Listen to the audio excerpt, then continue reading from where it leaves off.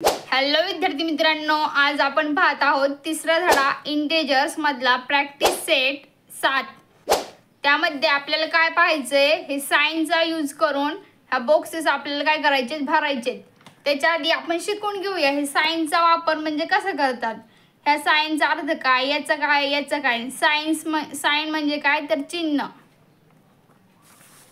आता समजा हे असं साइन आहे, हे तोंड ही काय केलेलं आहे, इकडे उघडलेलं आहे आणि हा टोक आहे ना, हा टोक कशासाठी वापरला जातो, जर लहान संख्या असते ना, लहान संख्या, इथे समजा आपण बाळ घेऊ बरं का, हे बाळ आहे आणि इथं आहे एक मोठा माणूस।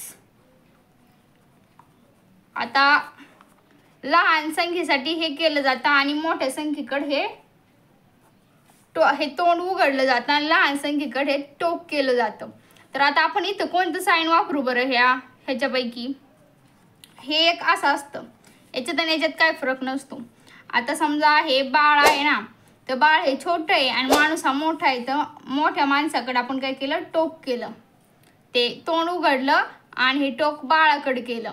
आता इथं समजा हे बाळ आहे बरोबर, आणि हे पण इथं पण बाळ आहे बरोबर। का केलं आपण इथं बरोबरचं साइन, कारण की बाळ बाळ सारखंच आहे ना, बाळात काय फरक असतो का, त्याच्यामुळं।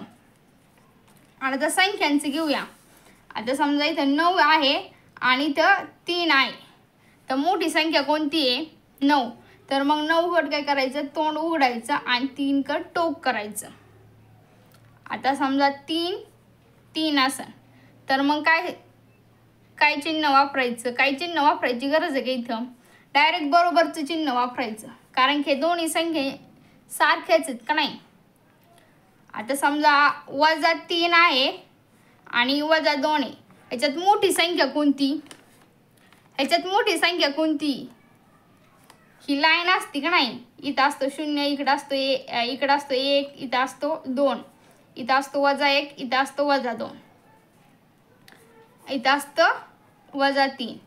मग आधी काय आलं, -2 आलं का नाही, मग -2 ही संख्या मोठी आहे, कारण की हे काय चिन्ह आहे, त्याच्या पुढं वजाबाकीचं चिन्ह आहे। जर त्या संख्येपुढं वजाबाकीचं चिन्ह नसतं तर आपण त्या संख्येला मोठं म्हणलं असतं का, नाही, तर मग ती छोटी ठरली असती, पण वजाबाकीचं चिन्ह आहे त्याच्यामुळे ती संख्या छोटी झाली। आता तुम्हाला कळलंच असेल की कसं ओळखायचं। आता एक शेवटचं पाहूया, -9 आणि 1, इथं हा एक बॉक्स आहे, ह्या बॉक्समध्ये हे चिन्ह भरान का, हे भरान का, हे भरान, ह्या तिन्हीपैकी कोणतं चिन्ह तुम्ही ह्या बॉक्समध्ये भरान, वजा आहे, हे वजा म्हणजे काय असतं, लहान संख्या असती, आणि 1 ही काय आहे, प्लस आहे, म्हणजे पॉझिटिव्ह नंबर आहे, हा नंबर निगेटिव्ह आहे। तर मग आपण ही मोठी संख्या आहे की नाही, त्याच्या पुढे असं तोंड उघडायचं आणि टोक ह्या लहान संख्येकडे करायचं। कळलं का कसं असतं ते। प्रश्न वाचूया, राईट द प्रॉपर साइन, हे काय, ग्रेटर दॅन इंग्लिशमध्ये याला म्हणतात, ह्याला म्हणतात less than or is equal to in the boxes given below, म्हणजे खाली दिलेल्या बॉक्सेसमध्ये तुम्ही हे चिन्ह वापरा। पहिलं काय आहे, -4 आणि 5। आता -4 आणि 5 ह्याच्यामध्ये काय मोठं आहे, काय मोठं आहे, 5 मोठा आहे आणि -4 लहान आहे। मग मोठ्या संख्येकडे काय करायचं, तोंड करायचं आणि हे असं चिन्ह वापरायचं। इथं 2 नंबरला काय आहे, 8 आणि -10, तर -10 ही संख्या काय आहे, लहान आहे आणि ही मोठी आहे, काय बरं। आता समजा, आता आपण पहिल्यांदा एक लाईन आखू, वजावाली संख्या का लहान असतात आणि ही काढल्या का मोठ्या असतात, आपण तुम्हाला सांगते मी। 1 2 3 4, -1 -2 -3 -4, इकडे कोणते नंबर असतात आपण पाहिले की नाही, निगेटिव्ह नंबर असतात इकडे, आणि इकडे कोणते असतात, ह्या ओरिजिन पासून हा असतो ओरिजिन, आणि ते असतात पॉझिटिव्ह। इकडे आपण मोठं वाढत जाते, इकडे मोठ्या संख्या असतात आणि इकडे असतात लहान। ह्याचा स्क्रीनशॉट काढून घ्या, म्हणजे तुम्हाला लक्षात राहील कसं असतं। इकडे इकडे आहे ना, ह्या साईडला डाव्या साईडला जसं जसं आपण जातो तसं संख्या काय होत्यात कमी कमी होत जातात. ही मोठी बरं का, आता समजायचं ही मोठी, ही त्याच्यापेक्षा थोडी छोटी, ही छोटी, ही छोटी, ही छोटी, आता ही मोठी. आता हे 0 वजा 1 पेक्षा वजा 1 पेक्षा 0 काय मोठा आहे आणि 0 पेक्षा 1 मोठा आहे, 1 पेक्षा 2 मोठा आहे, 2 पेक्षा 3 मोठा आहे, 3 पेक्षा 4 मोठा आहे, 4 पेक्षा 5 मोठा असेल. पण 0च्या ह्या साईडला गेलं की काय लहान. वजा 1 हा 0 पेक्षा लहान आहे, वजा 1 पेक्षा वजा 2 लहान आहे, वजा 2 पेक्षा वजा 3 लहान आहे, वजा 3 पेक्षा वजा 4 लहान आहे. असं कवरच चालतं इकडं आणि असं कवरच चालतं इकडं. आता इथं काय वजा 10 ही संख्या काय आहे लहान आहे. मग लहान संख्येकडे कायम काय आलं पाहिजे टोक आलं पाहिजे आणि मोठ्या संख्येकडे तोंड आलं पाहिजे. आता इथं वजा, इथं काय वजा आहे का, इथं अधिक आहे, इथं पण अधिक नव्हे, तर मग इथं काय बरोबरचं चिन्ह वापरायचं.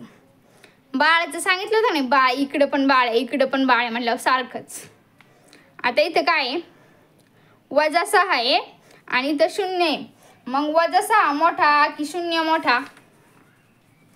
आता परत ही आकृती बघा, इथं काय आहे 0 आणि इकडे येईन वजा 6, इथे वजा 5 येईन, इथे येईन वजा 6. 0 काय आहे इकडं लहान आहे का नाही, इकडं लहान संख्या असतात, इथं वजा 6 येईन. पण 0 इकडल्या साईडला आहे म्हणजे तो कोण काय झाला मोठा झाला. त्यामुळं 0कडे काय करायचं तोंड करायचं, कारण की 0 मोठा आहे वजा 6 पेक्षा. आता खाली काय आहे 5वं गणित.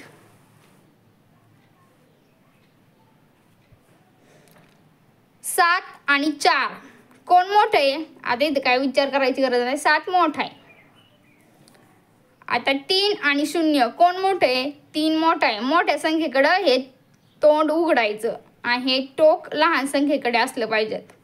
आता वजा 7 आणि 7, वजा 7 मोठा की 7 मोठा, तर वजा 7 हा लहान आहे आणि 7 हा मोठा आहे, मोठ्या संख्येकडे तोंड करायचं. वजा 12 आणि 5 यामध्ये कोण मोठं आहे, 5 मोठा आहे, तर मग मोठ्या संख्येकडं तोंड करायचं. आता इथं वजा 2 आणि वजा 8 याच्यात कोण मोठं आहे. वजा 8 म्हणताना तुम्ही तर मग तुम्ही चुकता का, वजा 8 का नाही आहे. परत त्या आकृती ही बघितलं का, वजा 2 कुठं इथं आहे आणि इकडं कुठं असणार, इकडं असेल पुढं वजा 8 म्हणजे 0च्या ह्या साईडला सगळ्या लहान संख्या असतात. 0 पेक्षा लहान आहे वजा 1, वजा 1 पेक्षा लहान आहे वजा 2, वजा 2 पेक्षा लहान आहे वजा 3 आणि वजा 7 पेक्षा लहान असणारे वजा 8 म्हणजे 7 पेक्षाच लहान आहे वजा 8. तर मग 2चा कसं काय बरोबरी करीन तो. म्हणजे ह्या वजा 4 पेक्षा वजा 3 मोठा आहे, वजा 3 पेक्षा वजा 2 मोठा आहे आणि वजा 2 पेक्षा वजा 1 मोठा आहे, वजा 1 पेक्षा 0 मोठा आहे, 0 पेक्षा 1 मोठा आहे.